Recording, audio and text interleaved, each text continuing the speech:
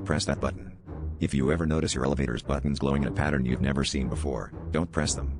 I wish I'd known that before last Thursday, when the elevator in my apartment building lit up with a faded, almost invisible button labeled B2.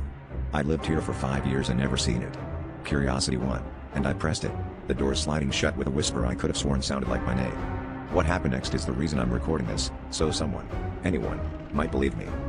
As the elevator dropped, the familiar fluorescent hum turned sluggish, the lights flickering in a slow, almost purposeful rhythm.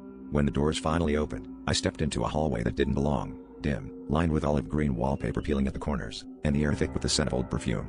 I could hear muffled laughter and clinking glasses.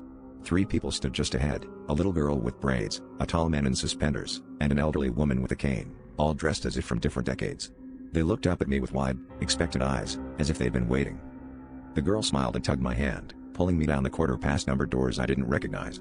"We've missed you," she whispered, her voice echoing off the walls in a way that made my skin crawl. The others followed, silent except for the woman, who kept muttering, "It's your turn."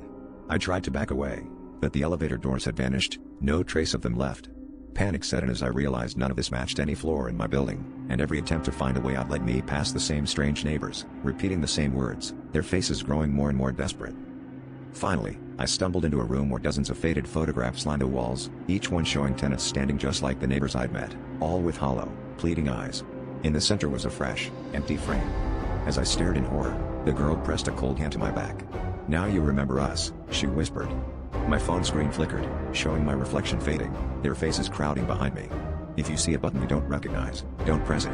Because if you do, the next person to forget will be you."